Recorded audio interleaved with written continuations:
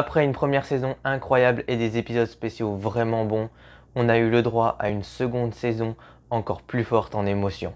When I first met her, I was just immediately in love. Rue? How you doing? Salut, c'est Mythos et bienvenue dans cette vidéo dans laquelle je vais revenir sur la saison 2 de Euphoria. Cette série est disponible en France sur la plateforme OCS et la seconde saison comporte 8 épisodes. Évidemment, cette vidéo elle va comporter des spoilers des 2 premières saisons ainsi que des 2 épisodes spéciaux. Donc si tu ne veux pas être spoilé, je t'invite à aller les voir tout de suite parce que c'est vraiment incroyable. Et puis si tu veux mon avis sur la première saison, la vidéo est disponible sur la chaîne YouTube. Tu vas trouver le lien en description. Avant de commencer cette critique, reste bien jusqu'à la fin de la vidéo car je vais te donner mon top 3 des épisodes de cette saison 2 ainsi que mon top 5 des personnages et j'aimerais bien avoir les tiens dans les commentaires. Avant ça, tu peux évidemment t'abonner, liker, activer les notifications et me mettre un petit commentaire sur ton avis sur cette saison 2 d'Euphoria. Et puis on est parti pour la critique. Pour rappel, la première saison, elle s'était terminée sur Jules qui laissait Rue sur le quai de la gare. Et ça nous signifiait donc l'éloignement de ces 2 personnages et peut-être la fin de leur relation. Rue a donc recommencé à prendre de la drogue et on a eu le droit à cette magnifique musique de Labrinth en featuring avec Zendaya, All For Us. Je vous remets un extrait, c'est vraiment une très très belle musique.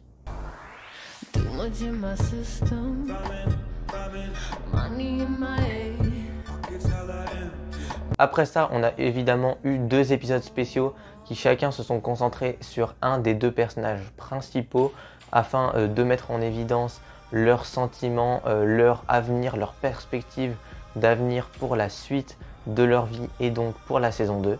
Cette deuxième saison, elle commence donc avec Rue qui a rechuté et qui prend tout le temps de la drogue. Rue, elle est vraiment perdue au début de cette saison et elle n'a toujours pas reparlé à Jules qui est rentrée chez elle.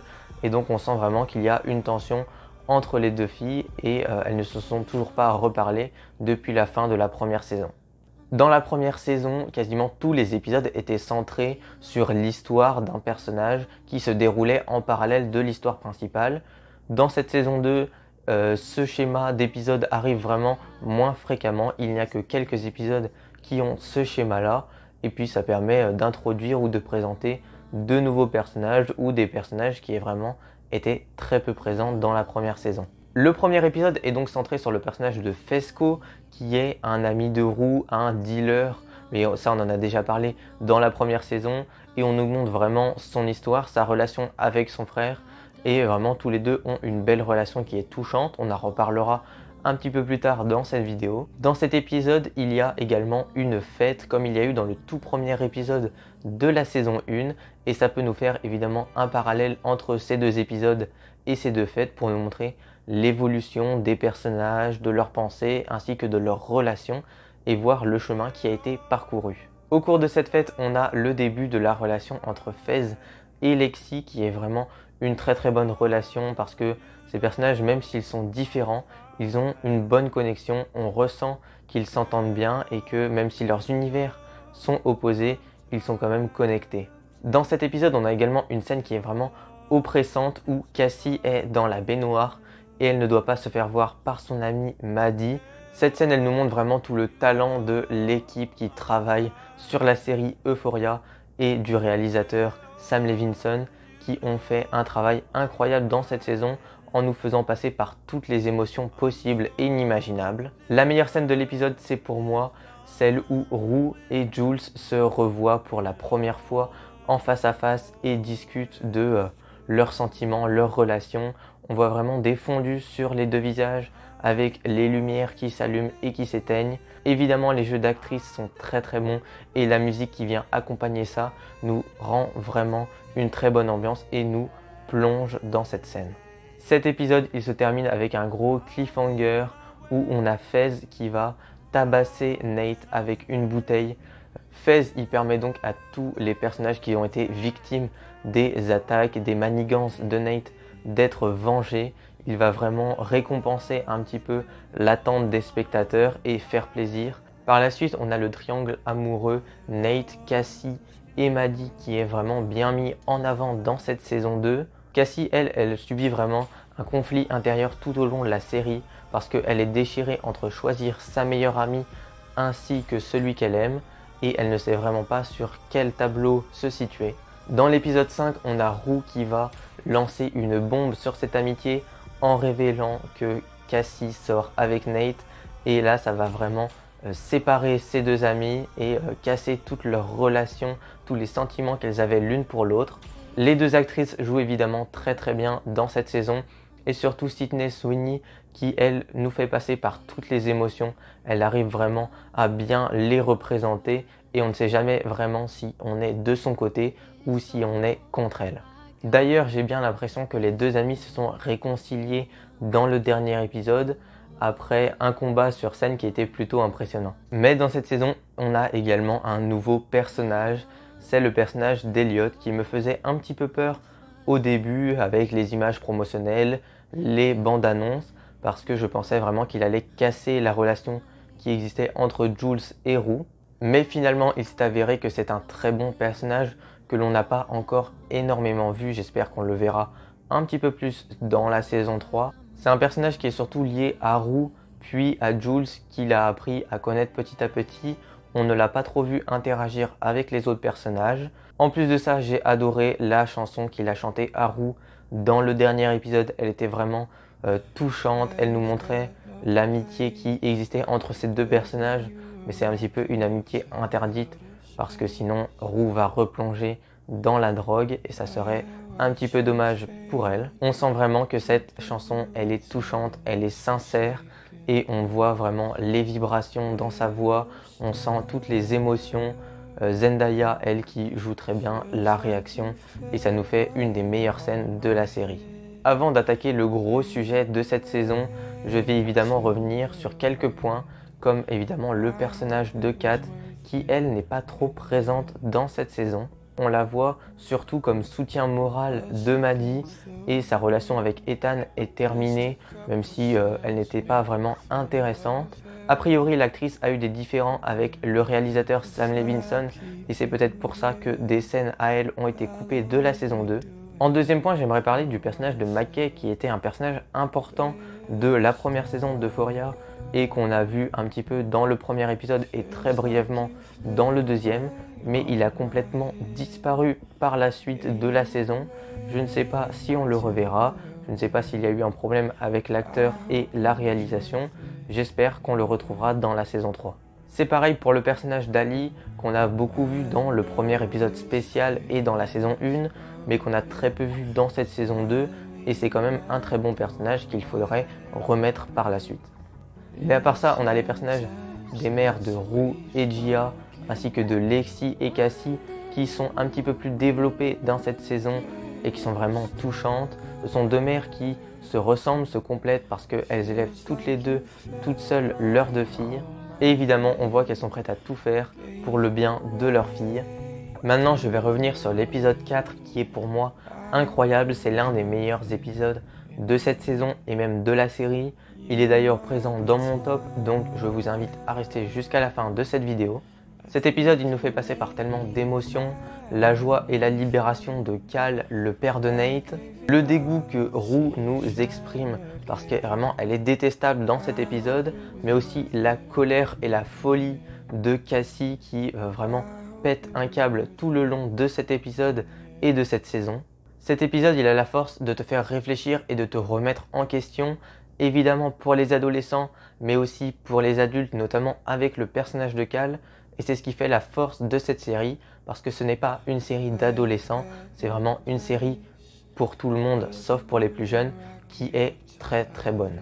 Cassie, elle est incroyable dans cette série, l'acting de Sydney Sweeney est encore une fois très bon, et puis on sent vraiment que cette relation entre Nate, Cassie et Maddie, c'est vraiment une relation toxique, parce que chaque personnage est manipulé, mais aussi manipulateur. Le point fort de cet épisode, c'est évidemment Cal, le père de Nate, qui se met à disjoncter et à faire ce qu'il veut de sa vie. Il se met à casser toutes les barrières qu'il s'était mises tout au long de sa vie. Et la scène où il est bourré dans sa voiture et Cassie qui, elle, crie, hurle et est à deux doigts de se tuer est vraiment folle parce qu'il y a la musique en fond qui vraiment nous montre la liberté de ces deux personnages mais en même temps l'emprisonnement qu'ils subissent et c'est une scène qui est très très forte en émotion. Le personnage de Cal, il prouve que même en pensant avoir raté sa vie, on peut tout envoyer balader et se mettre à tout faire pour devenir la vraie personne que l'on est et accomplir ce que l'on veut vraiment faire. Son acting, il est évidemment majestueux et la scène où il parle à toute sa famille dans la maison et qu'il va quitter le foyer familial une bonne fois pour toutes est vraiment très poignante parce qu'on voit vraiment cette famille qui est déchirée, qui ne comprend rien et le père qui lui est libre. L'épisode 5 est également très bon et est un petit peu plus centré sur Rue que sur les autres personnages. Elle s'est vraiment éloignée de Jules à force de prendre plus de drogue et d'être devenue différente du personnage qu'elle était avant et du personnage qu'aimait Jules. Zendaya joue tellement bien que Rue devient vraiment détestable dans cet épisode car elle se met à se disputer avec tout le monde pour de futiles raisons. Elle se dispute avec sa mère, avec Jules, avec Elliot. Elle leur dit leurs 4 vérités et c'est vraiment un acting de fou. Cette scène de dispute, elle est tellement forte qu'on a l'impression qu'elle est réelle, qu'elle pourrait se passer dans la pièce d'à côté et ça me fait évidemment penser au film Malcolm et Marie qui est un film d'1h30, une grande dispute entre Zendaya et John David Washington où vraiment on ressentait aussi cette sensation, cette émotion et on avait vraiment l'impression que les deux personnages étaient très proches de nous.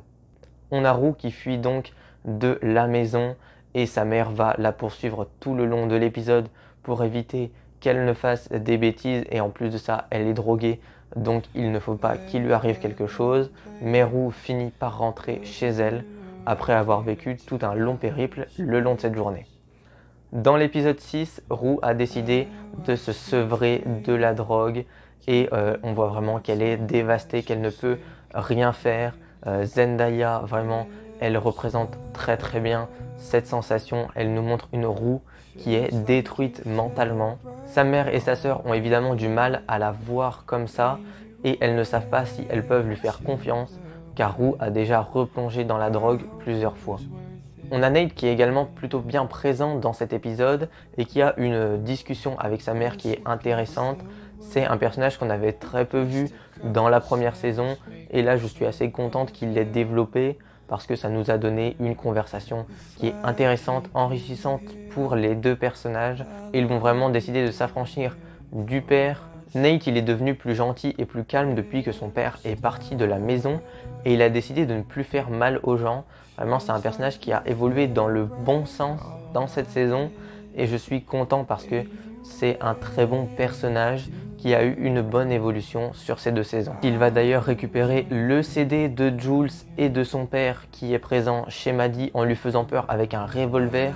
Une scène qui est très oppressante où on voit vraiment que Maddie a très très peur et c'est l'unique but de Nate de lui faire peur, de casser leur relation, les sentiments qu'ils ont eu l'un pour l'autre afin que Nate se concentre sur sa relation avec Cassie. Et à la fin de cet épisode, Nate rend le fameux CD à Jules, il lui donne toutes les cartes en main, elle peut désormais contrôler sa vie et elle n'a plus cette pression. Et évidemment, il s'excuse du mal qu'il lui a fait, des émotions qu'il lui a fait ressentir dans la première saison et ça en fait un très bon personnage. D'ailleurs, en parlant du personnage de Jules, je trouve qu'elle n'a pas été beaucoup développée dans cette saison, on ne l'a pas énormément vue, on s'est plutôt concentré sur Rue, mais ce n'est pas grave parce que Jules, je suis sûr qu'on la reverra par la suite et puis elle a déjà été bien développée dans la première saison. Et enfin, on va parler évidemment des 2 derniers épisodes qui sont en fait un seul et même épisode séparé en 2 parties. Ces 2 épisodes, ils sont centrés sur Lexi et la mise en scène de sa pièce de théâtre qu'elle a écrite tout au long de la saison 2. Mais on retrouve évidemment toutes les autres histoires et tous les autres personnages qui viennent s'imbriquer dans cette mise en scène, dans cette pièce de théâtre. En effet, le personnage de Lexi, c'est un personnage qui est plutôt timide, réservé, un personnage de l'ombre qui observe et qui permet donc d'être relié, connecté à tous les autres personnages et de les faire s'agencer comme elle le souhaite dans son histoire. Certains passages évidemment de cette pièce sont un petit peu gênants parce que les personnages principaux sont présents parmi les spectateurs et évidemment tout le monde les connaît et elle se permet de dévoiler leur vie devant plein de monde. Mais cette pièce de théâtre, elle est évidemment incroyable et elle touche tous les spectateurs, les personnages qui sont évidemment concernés par la pièce, qui se remettent en question, mais également les spectateurs extérieurs, ainsi que nous qui regardons cette série et qui pouvons nous identifier aux personnages qu'on souhaite afin de s'améliorer dans notre quotidien et d'éviter de faire certaines erreurs. Encore une fois, les musiques et décors sont tout bonnement incroyables et cette pièce de théâtre fait un parallèle entre les scènes passées, les scènes jouées, ainsi que les scènes vraiment réelles qui se sont déroulées avec les vrais acteurs et on a du coup un parallèle entre ces deux époques et le personnage, le spectateur est un petit peu perdu parce qu'il ne sait pas s'il est en train de regarder la réalité du passé ou la fiction qu'on est en train de nous montrer, la fiction actuelle. La pièce, elle permet à tous les personnages de la série d'évoluer en se posant des questions sur eux, sur leur choix de vie et de relations, ainsi que sur ce qu'ils auraient pu ne pas faire ou améliorer. La pièce de théâtre de Lexi, elle est vraiment appréciée par tous les spectateurs. On a des scènes qui sont tristes, drôles, vraiment très remplies d'émotions et qui sont très très belles. Visuellement, on a une scène vraiment drôle avec la musculation qui représente un petit peu Nate, mais en même temps c'est un petit peu une critique de la société. Au niveau des scènes remplies d'émotions et de tristesse, on a évidemment celle où Rue parle de son père après sa mort. Elle lui fait un petit discours, elle lui rend hommage et c'est une scène qui est très très touchante. On a aussi la scène où Rue parle à Lexi et on voit vraiment que ce sont deux amis qui ont vécu quasiment les mêmes choses mais qui n'ont pas pris les mêmes chemins. En dehors de cette scène, on a Nate qui a prévenu la police des actions de son père et son père va être emprisonné. C'est le bon choix que Nate devait faire. Il ne devait évidemment pas le tuer parce qu'il s'en serait voulu, mais il a pris la bonne décision de l'envoyer en prison. Au niveau de Fez, il y a une scène incroyable au début de l'épisode où son frère Ash tue leur ami entre guillemets qui coopère avec la police. Évidemment, on a Fez qui veut protéger son frère pour qu'il ne lui arrive rien et qu'il endosse toute la responsabilité, mais Ash décide de s'enfermer avec toutes les armes dans la salle de bain. Il se cache dans la baignoire et se met à faire feu sur les policiers ainsi que sur son frère pour ne pas qu'il soit impliqué et qu'il puisse continuer à vivre sa vie. Peut-être qu'il ne sera plus dans le domaine des drogues et qu'il essaiera vraiment de se concentrer sur sa vie avec Lexi par exemple. Mais malheureusement, on a les policiers qui arrivent à tuer Ash et c'est vraiment dommage parce que c'est un personnage qu'on a peu vu dans cette saison, mais c'était un très très bon personnage, encore très jeune et ça aurait pu être un personnage incroyable. C'est une scène très touchante où Fez supplie son frère d'arrêter de tirer sur les policiers, mais malheureusement, il ne l'a pas écouté. Pour revenir sur Rue, elle continue vraiment sa rédemption. Elle essaye de se faire pardonner par tout le monde parce qu'elle ne prend plus de drogue. Rue, elle n'est plus du tout insupportable comme au début de la saison et la pièce de Lexi l'a vraiment touchée. On voit vraiment sa réaction tout au long de cette pièce et c'est vraiment une très très forte performance. En plus de ça, sa relation avec Lexi, elle est bien mise en avant et j'espère qu'elle sera encore plus développée dans la saison 3. Malheureusement avec Jules, c'est un petit peu plus compliqué parce que Jules a encore des sentiments pour Rue. Elle veut se faire pardonner, mais Rue, elle, a décidément tourné la page. C'était son premier amour et elle doit désormais se concentrer sur autre chose. Évidemment, c'est dommage parce que c'est une très bonne relation, mais la série doit se renouveler et évoluer différemment dans le but d'aller de l'avant et de ne pas faire du surplace. L'épisode, il se termine donc sur un discours motivant de Rue qui sort de cette salle de théâtre et qui va vraiment vers la liberté.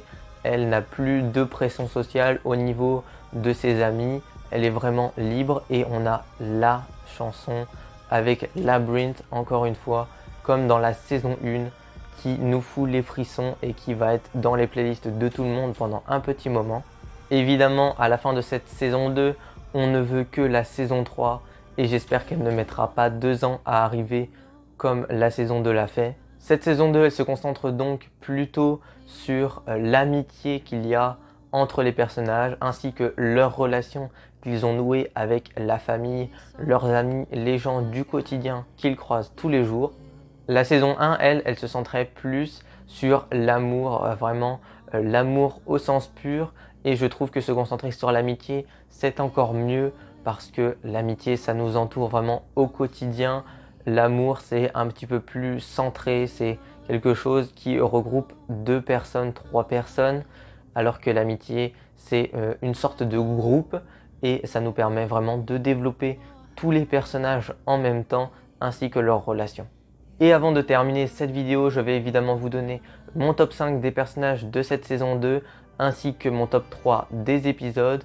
Donnez-moi le vôtre dans les commentaires et j'y répondrai avec plaisir. En 5e position des personnages, on a Cal, le père de Nate, qui est vraiment une surprise. Il était détestable dans la première saison et là, vraiment attachant. Il s'est libéré de toute la pression qu'il avait construite tout au long de sa vie. Il s'est accepté comme il était et c'est devenu un bon personnage malgré le fait qu'il finisse en prison et qu'il a commis des actes qui sont vraiment horribles.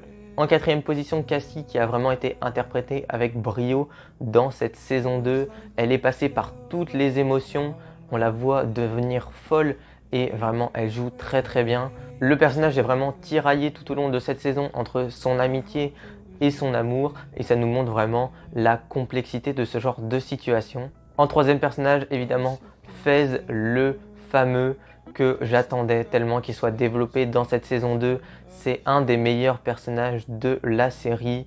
Sa relation avec Ash est très bonne, sa relation avec Lexi est incroyable et j'espère que sa relation avec Rue sera un petit peu plus développée dans la saison 3. Évidemment, je suis sûr qu'il va s'en sortir même s'il a reçu une balle et j'espère qu'il se détournera un petit peu de toute cette histoire de drogue, d'armes et de choses illégales.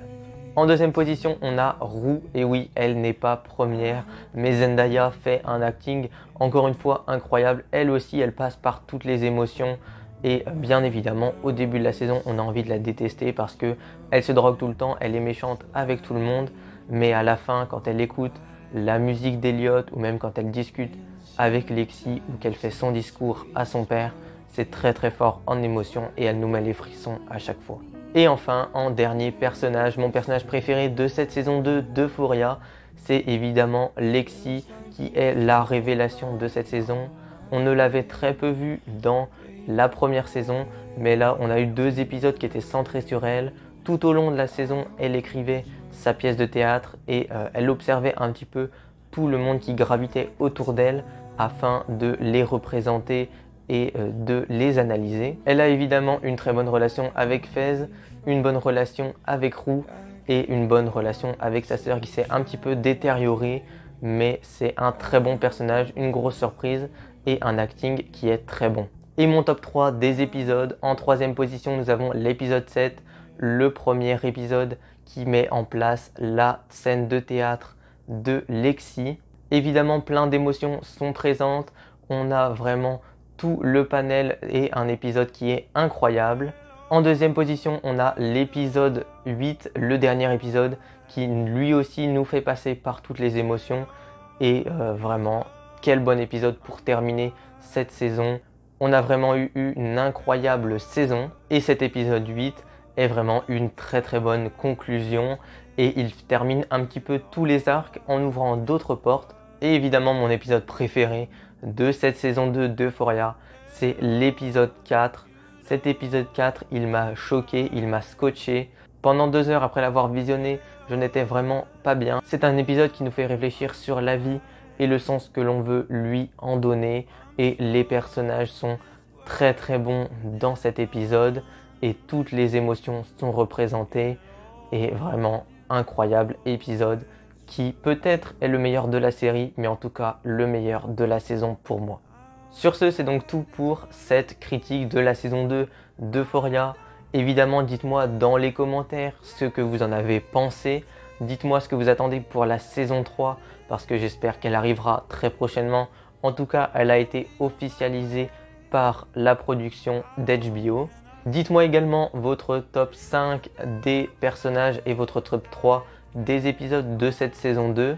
Si la vidéo vous a plu, vous pouvez évidemment vous abonner à la chaîne, activer les notifications, liker, partager et commenter. Vous pouvez également me suivre sur Instagram et sur Twitter.